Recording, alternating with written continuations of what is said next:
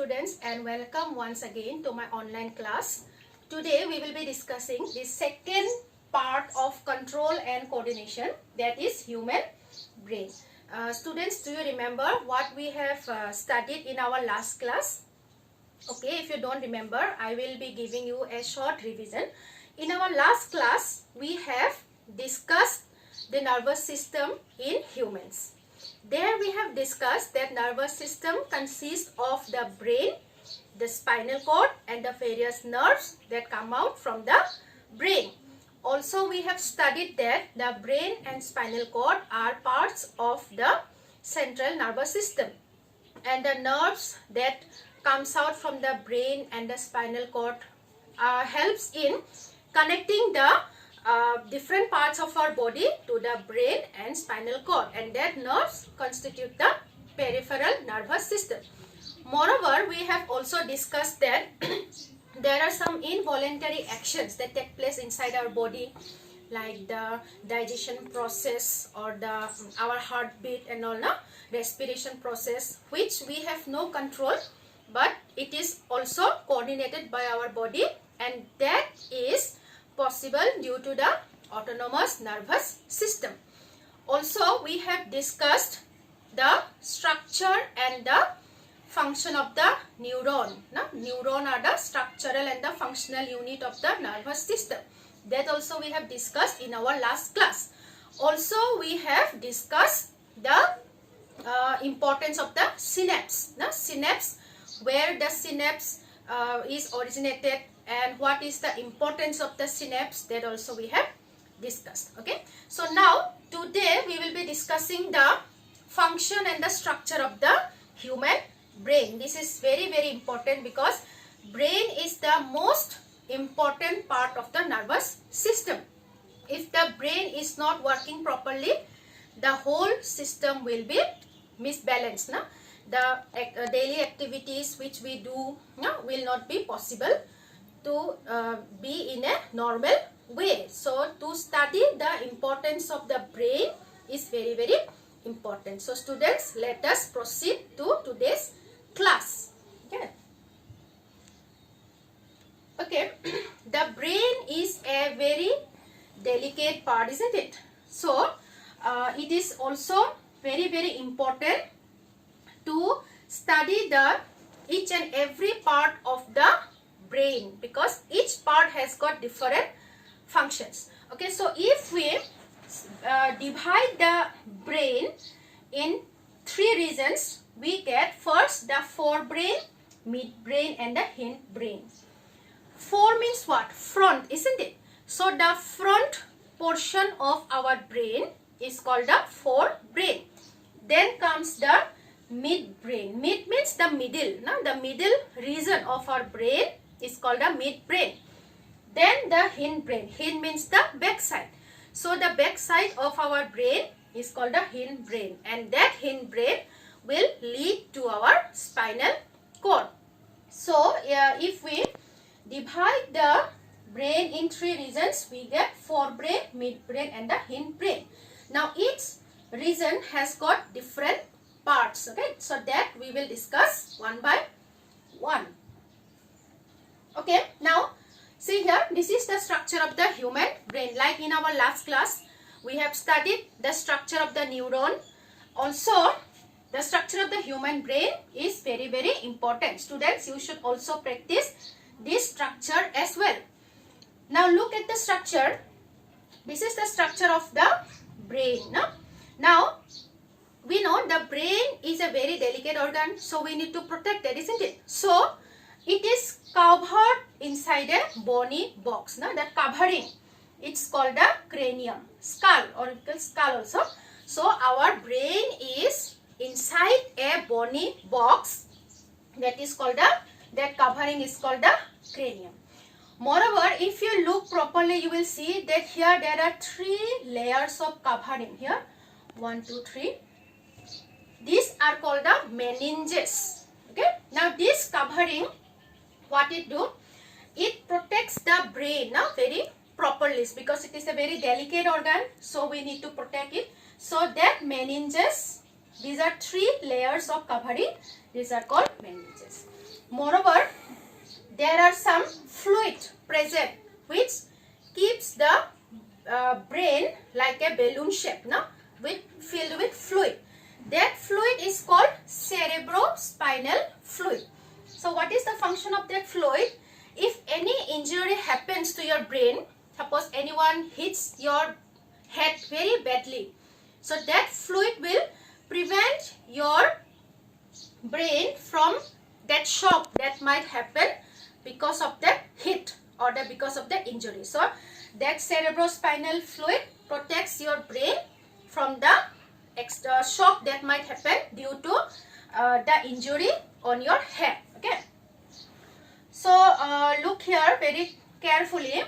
This is the forebrain, the front part of the brain. Then comes the middle part. In the middle is the midbrain. Then the lower or the backside part is called the hindbrain. And if you touch your head with your hand on your backside in the middle, if you rub nicely, you will feel a little hard bumpy structure. So what is that? That is the vertebral column, or we call it backbone, which protects our spinal cord, because the hindbrain will lead to the spinal cord. So that backbone will protect our spinal cord. So in the forebrain also there are some particular regions which perform some particular functions. No? So again, in the hindbrain also there are some parts. Like in the hindbrain there are pons, medulla, cerebellum. In the forebrain also there are cerebrum, olfactory lobes, diencephalon. Now all this we are going to discuss one by one, because each has got different functions. Okay, so as I have said, the forebrain consists of the cerebrum, olfactory lobes and the diencephalon. So these are the parts, different parts of the forebrain. Okay, so let us discuss one by one. Okay, in the picture we have seen now that front part is called the cerebrum. Now cerebrum is what? It is the largest part of the brain, and it is the main thinking part of the brain as well. You will know that the brain is a processing part, isn't it? Whatever impulses the neuron carries to the brain processes. So where this happens? Mainly in the cerebrum region, because it is the main thinking part of the brain. And moreover that in the cerebrum there are 3 particular regions. What is the first region? Sensory area, association area and the motor area. Sensory area is what? We know we have our sense organ, isn't it? Our eyes, nose, our skin, tongue, etc., ears.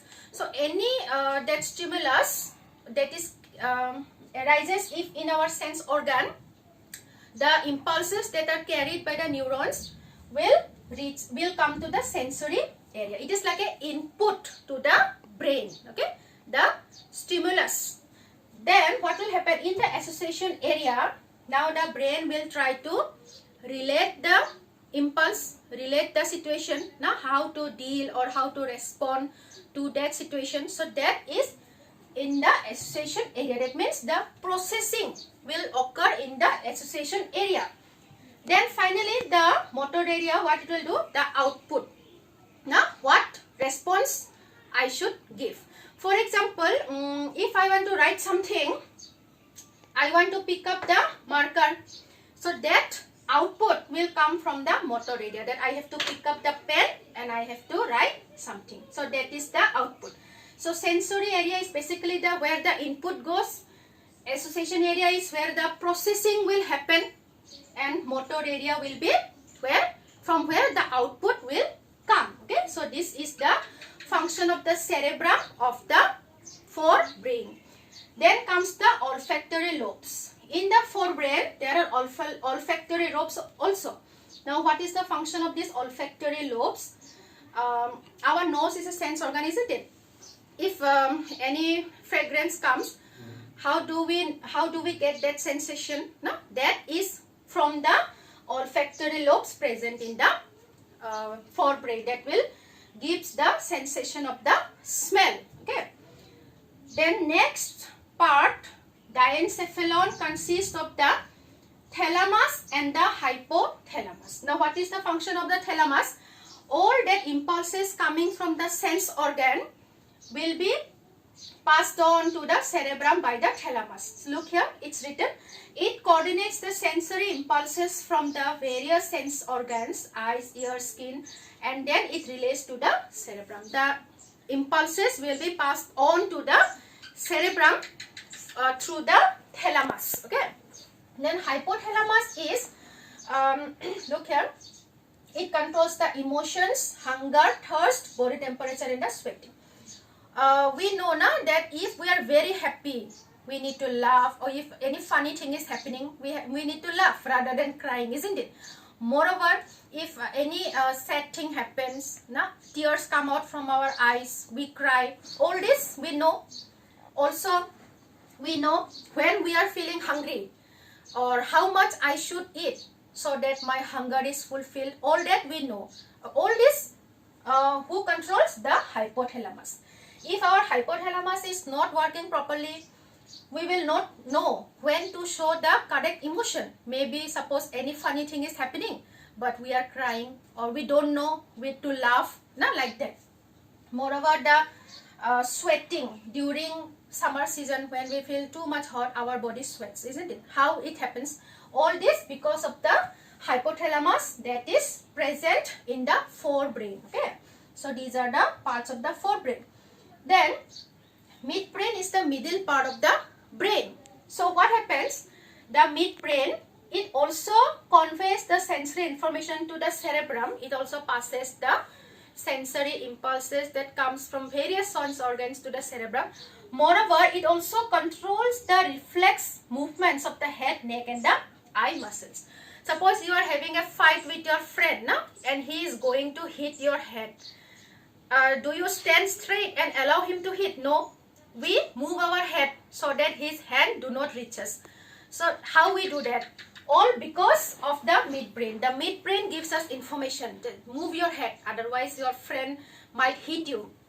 Also, if some insect is coming towards your eyes, we don't allow that insect to go inside our eyes, isn't it? We close our eyes. Our eyelid get closed. Why? Because all these are information given by the midbrain. The midbrain will allow us to perform all these reflex movements. Okay, so this is the function of the midbrain. Then comes the hindbrain. The hindbrain is the back side or the back portion of the brain. In the hindbrain, we have cerebellum, pons, and the medulla. Now, this also has got different functions. Now, the back portion of the brain, isn't it? Hindbrain. So from there, the spinal cord leads to the lower part of the body. Now let us discuss the function of these three parts of the hindbrain one by one. Okay. So cerebellum. What is the function of the cerebellum? It maintains the posture and the balance of the body while walking, swimming, riding, etc. Suppose I am standing here straight, isn't it? And I am giving my class. I am not leaning on one side. I am maintaining my body balance. This is because of the cerebellum. Moreover, if you swim in a river or in any water, we are able to maintain our body balance through the water, isn't it? We don't go in one side. No, we are able to maintain our body balance. That is all because of the cerebellum. And riding a cycle is very important, isn't it? So riding a cycle is what? Maintaining the balance of our body in that cycle. So all these are because of the cerebellum present in the hindbrain.